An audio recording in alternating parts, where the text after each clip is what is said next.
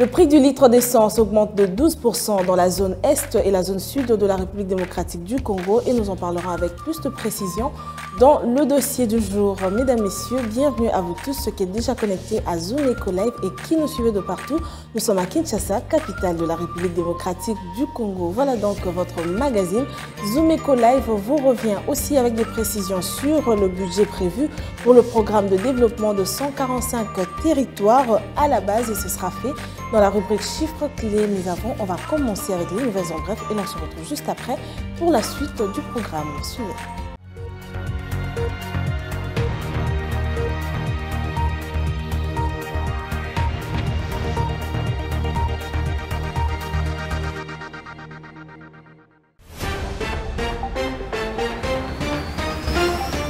La République démocratique du Congo a exporté 15 tonnes d'or au cours des 6 premiers mois de l'année 2023 sur les marchés internationaux.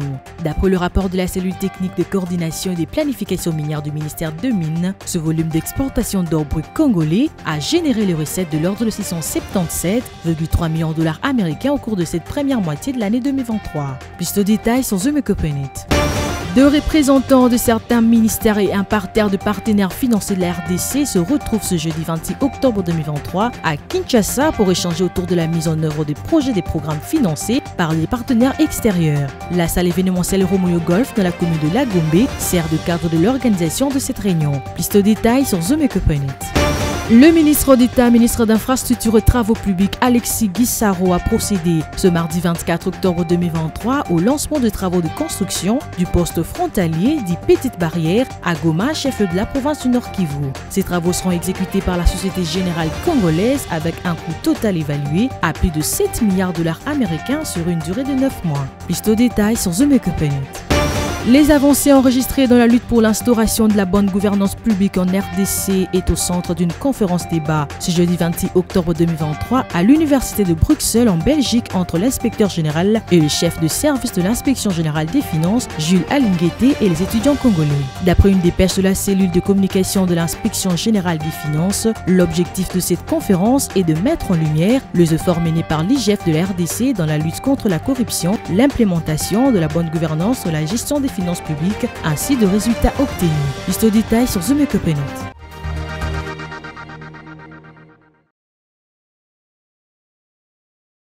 Nous revoilà sur ce plateau et on va entamer avec la série des rubriques. Pour commencer, il s'agira des chiffres clés qui aujourd'hui nous apportent des précisions sur l'actualisation du cours de change, mais également sur le budget prévu pour le programme de développement de 145 territoires à la base. Et ce sera fait avec Judith Unamaka à la présentation.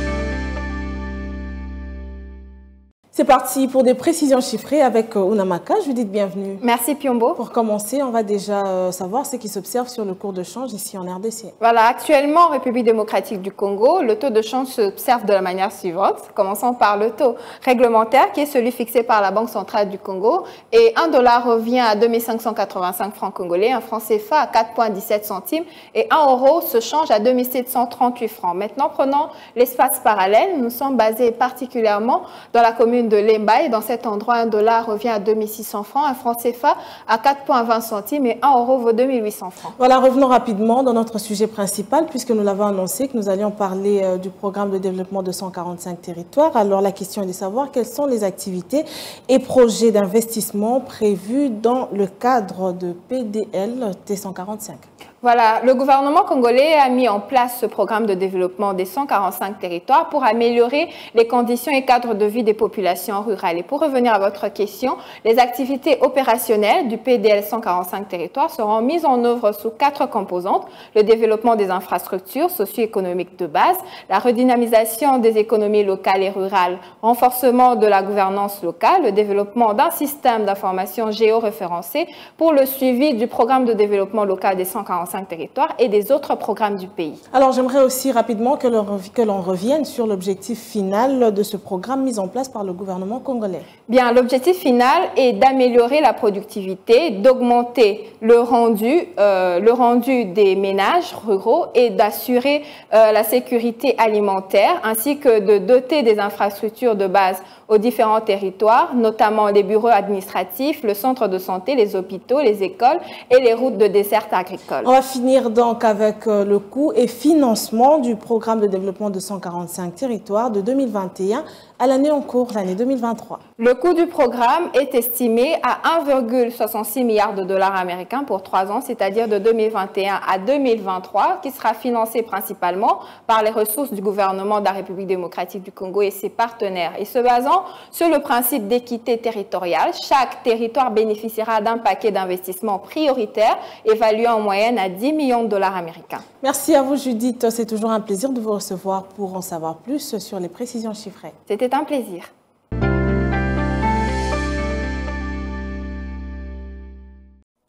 Et à présent, nous reviendrons sur des précisions sur le prix d'essence qui augmente de 12% dans les zones Est et Ouest de la République démocratique du Congo, dans le dossier du jour qui nous sera présenté par Dina Mavungo. Regardez.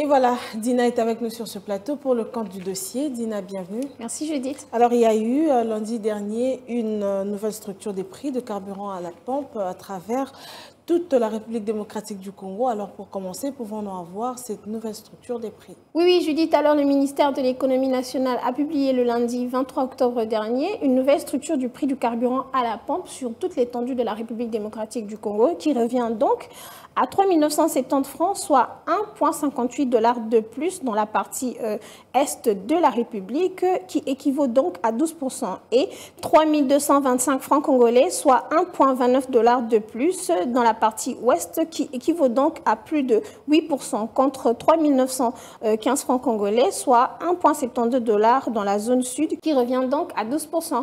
Quant au litre du gazole, lui, il revient à 420 francs congolais dans la partie est du pays, donc plus de 12%, 3 215 francs congolais, donc plus de 8% dans la zone ouest, et 4 145 francs congolais dans la zone sud, avec une variation de prix de plus de 8%. Et pour le pétrole, il est donc réajusté à 3 300 francs congolais dans la zone sud, à 2 650 francs à l'ouest, ou encore plus de 8%, et 3 200 francs congolais dans la partie est, donc plus de 10%.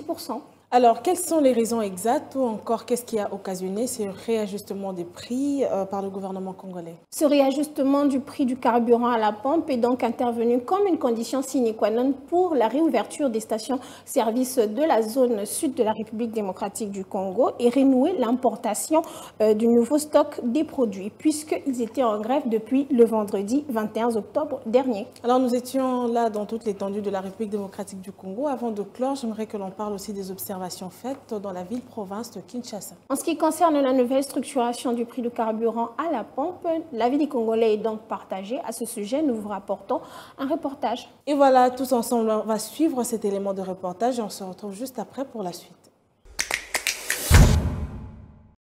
C'est dans le but de préserver l'équilibre du système d'approvisionnement produits pétroliers et de renforcer la gestion de la subvention pétrolière en maîtrisant la dépense fiscale et le coût budgétaire relatif que le gouvernement, par l'entremise du ministère de l'économie nationale, a publié le lundi 23 octobre 2023 une nouvelle structure de prix des carburants à la pompe à travers toute la République démocratique du Congo. Selon la nouvelle structure de prix, les litres d'essence coûtent désormais 3 970 francs congolais dans la partie est du pays, 3 225 francs congolais dans la partie ouest, contre 3 915 francs congolais dans la zone sud. Cette mesure tombe à point nommé, d'autant plus cette nouvelle structure de prix des carburants a constitué la condition sine qua non pour que les pétroliers de la partie sud du pays rouvrent les stations-service et renouent avec l'importation de nouveaux stocks de produits après le mouvement de grève déclenché le vendredi 21 octobre 2023. Pour ce qui est de la situation à Kinshasa, située dans la zone ouest, nos reporters se sont déplacés sur terrain pour s'enquérir de l'efficacité et l'impact de ces nouvelles mesures auprès de conducteurs et stations-service. Carburant mata bongo te mati maman comme 1500 et bongo te mata carburant malé mais aquí 15 000 mata 15 500 maman ko 16 500 et ça l'a raté fait attaquer 15 500 16 500 comme maman ko 16 500 carburant pena tobaye komi ka kolali tolamuki emati tolali tolamuki emati sko tokosuka nango ti wapi. Par rapport à la situation de gazole à la pompe, nous devons reconnaître que vu le faible pouvoir d'achat du panier de la ménagère et aussi du peuple congolais de manière générale, il est très difficile de joindre ces variations en termes de coûts. Rappelons que la zone sud est constituée de provinces de Olomami, Okatanga, Kasaï, Kasaï central, Kasaï oriental, Lomami, Lualaba, Sankuru et Tanganyika. L'est est constitué de provinces du Nord Kivu, Sud Kivu et Ituri. De retour sur ce plateau, merci à vous Dina pour ce dossier ainsi que sur toutes les précisions que vous nous avez apportées là-dessus. Merci Judith. Quid sur la gestion et entretien des infrastructures universitaires avec le projet Ndakuna Kampa? L'invité du jour nous en parle avec plus de détails. Suivez.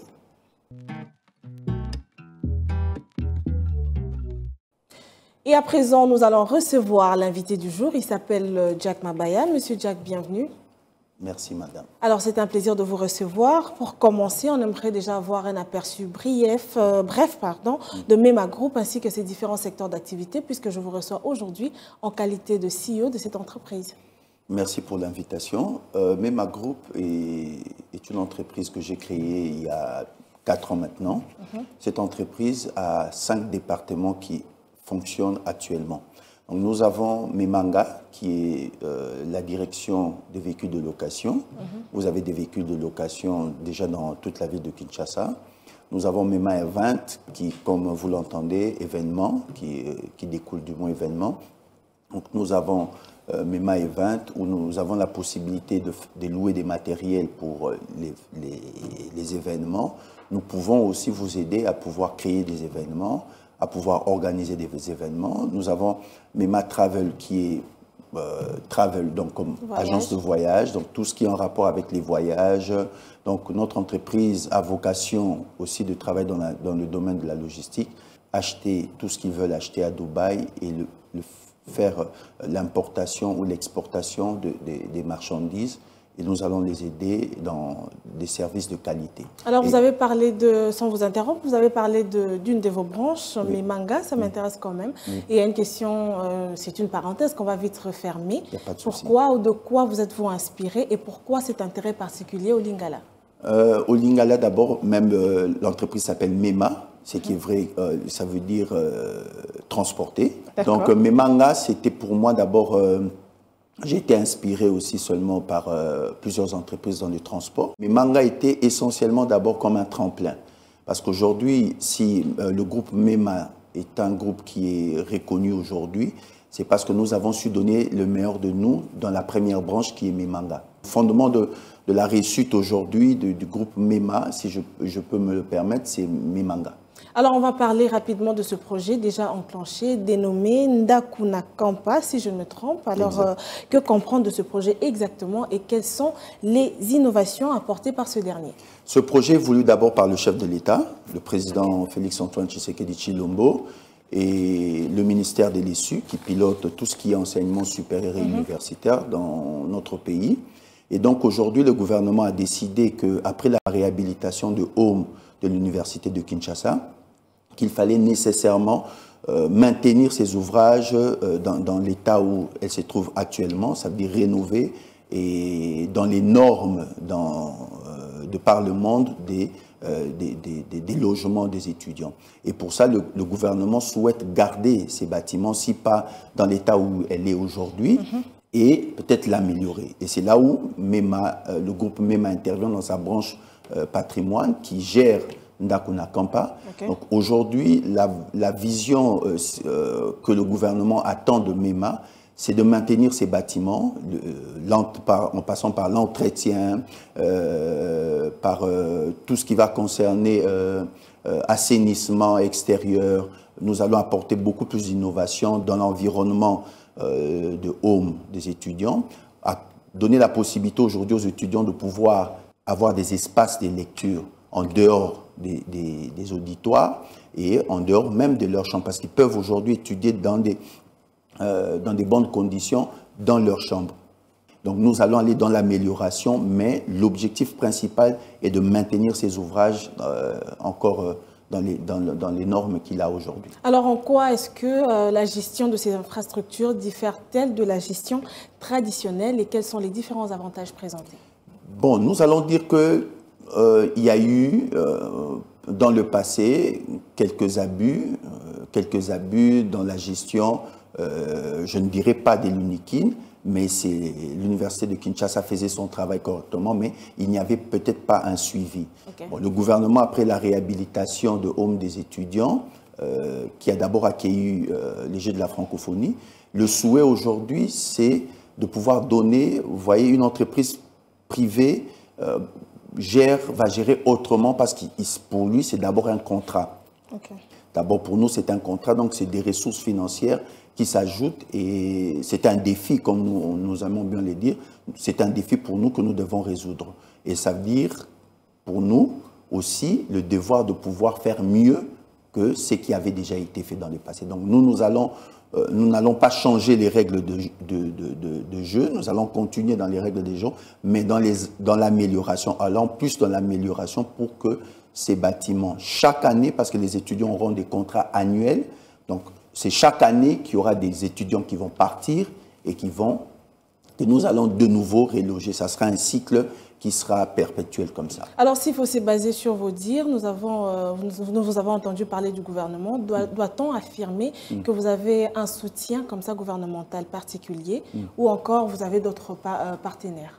Donc aujourd'hui, c'est comme je l'ai dit tout à l'heure, c'est la volonté du gouvernement de la République, donc par le président de la République. Le ministère des Déçus a fait appel au service de MEMA pour pouvoir faire ce travail parce qu'il y avait urgence, parce que le chef de l'État souhaite assez rapidement que, au début de cette année académique qui va commencer dans les mois qui viennent, que les étudiants qui ont perdu des logements, ça fait plus de presque 5 ans aujourd'hui, que ces étudiants reprennent la vie de logement et surtout dans les conditions actuelles. Pour ceux qui le veulent, comment faire pour accéder à vos différents programmes?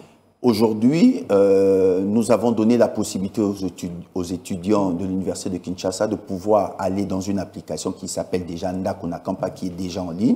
Cette application va permettre aux étudiants de pouvoir s'inscrire d'abord. Nous devons identifier l'étudiant qui souhaite avoir un logement et les critères sont dans l'application. Et à partir de partout où l'étudiant sera, il sera en mesure de pouvoir acheter son logement, payer son logement pour toute une année académique. Alors on va finir déjà, mais une dernière question. Quelles sont les perspectives du projet Ndaku na Kampa? S'étendra-t-il dans d'autres établissements universitaires du pays ou ça va juste s'arrêter à l'UNIKIN? En tout cas, aujourd'hui, le souhait pour nous de MEMA Logistique, c'est d'étendre ce que nous allons faire dans les autres universités. Mais vous savez, on vous donne d'abord une responsabilité qui est l'UNIKIN. Donc il est de notre devoir à MEMA de pouvoir, si pas impressionner le gouvernement, mais faire mieux. Et je crois qu'en faisant mieux, le chef de l'État est quelqu'un qui apprécie ce qui est bien fait. Et je crois que, pourquoi pas, le gouvernement nous donnera la possibilité de pouvoir gérer les autres universités de par la République démocratique du Congo. Voilà, merci à vous, Monsieur Jack Mabaya, d'avoir répondu à notre invitation. C'était un plaisir pour nous de vous avoir reçu sur ce plateau. En tout cas, c'est le plaisir est partagé. Et merci pour cette opportunité que vous nous avez accordée.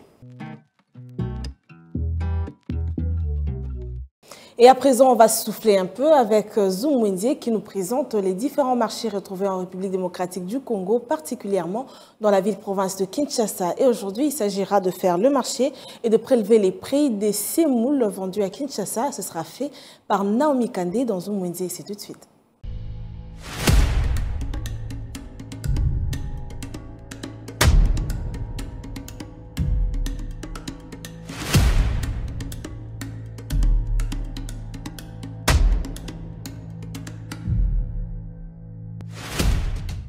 La sémoule, c'est féculent riche en vitamine B et contient des valeurs énergétiques pour la santé. Ce qui nous pousse dans ce numéro de Zoom Wendy de vous présenter une grille tarifaire de prix de sémoule en provenance de différentes provinces de la RDC.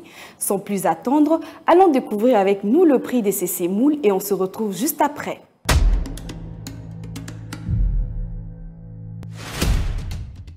Débutons ce nouveau marché avec la sémoule jaune qui nous provient du Katanga. Pour un sac de 12,5 kg de sémoule jaune, le prix se fixe à 45 000 francs.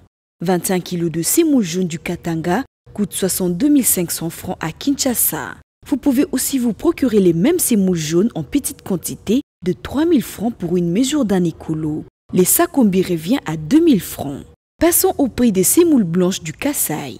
Pour un sac de 12,5 de semoules blanches, le prix se fixe à 40 000 francs. Un sac de 25 kg se vend à 60 500 francs. On retrouve aussi la semoule blanche à Kinshasa dans une mesure d'un écolo de 2 800 francs et 3 000 francs chez d'autres commerçants. Un Sakombi des semoules blanches du Kasaï coûte 1 700 francs au marché quinois.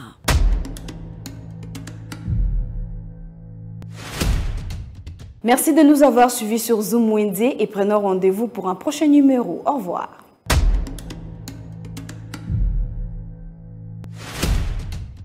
Et voilà, on revient cette fois-ci pour noter des précisions sur les rendez-vous économiques qui se tiennent ici en République démocratique du Congo. Ceci nous sera exposé dans l'agenda du jour par Ada Sagras. Suivez.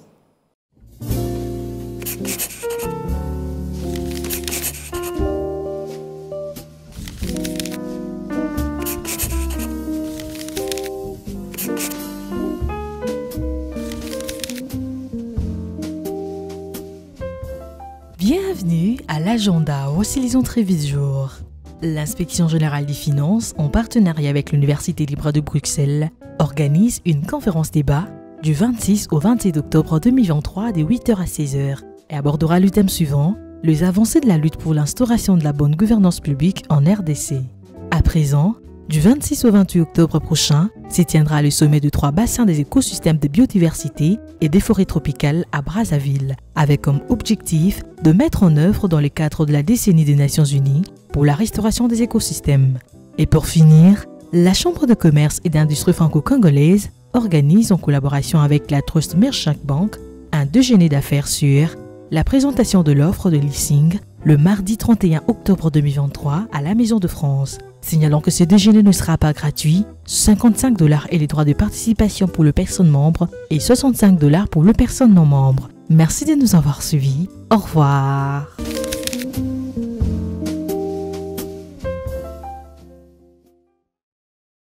En République démocratique du Congo, il existe différents types d'activités commerciales et Article 15 se déplace pour vous afin d'échanger avec ces différents commerçants qui acceptent de nous partager leur expérience. Dans ce nouveau numéro, nous aurons à suivre encore un autre témoignage. Regardez.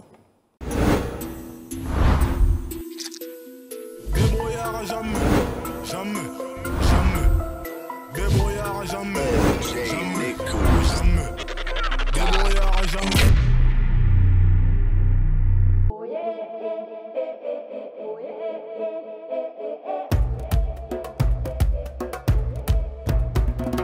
On teka bilokos na ngai depuis na bani kopo teka bilokos ça fait déjà pratiquement 5 ans que na na kopo au bundara ni mo boyimbo ka sona de ko ma ko se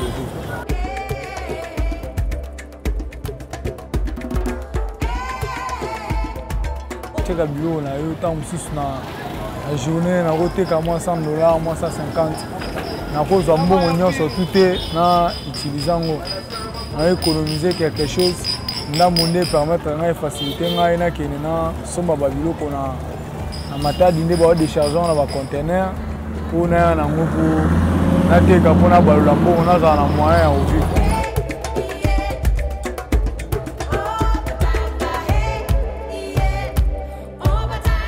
Aussi viva kana bilo ya mwana experience kana sana moya makasi ya mwana nyo kwa mina msala uza msala banyango lelote on a souffert pendant na msala utina te malelo client ta mazoya na osola nae na moni po na otekele pe bilo na ngana tinga mwa buyo na ebika na o gagner plus ye peut en okenda c'est plan lelo na ngawa na tekela ko mbala sima ya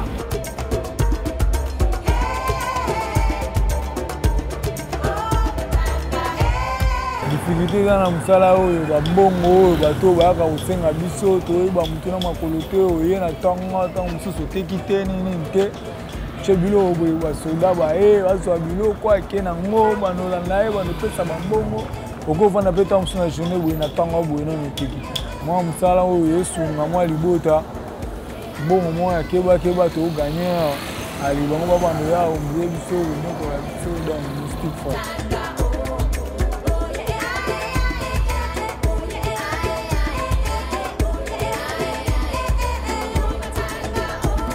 Message on a opesa na gouvernement na minute donc faut basunga biso makasi. Il y a des jeunes qui sont à la maison, il y a des diplômés qui sont là, des gradués, des licenciés. Hein?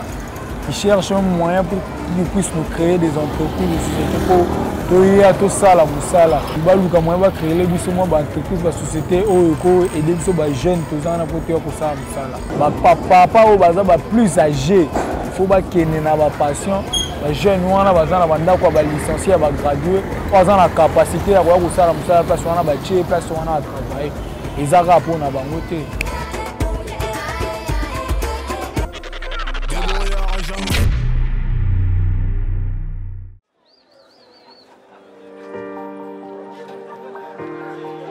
Dans les détails du marché, nous avons appris à vous connaître, à vous comprendre et vous apporter plus de lumière. Désormais, avec vous, c'est parti pour un voyage de rêve vers une destination meilleure. Ensemble, découvrons le civisme fiscal et la bonne gouvernance dans la gestion de la Res Publica grâce au décryptage de l'actualité économique du pays avec des chiffres clés.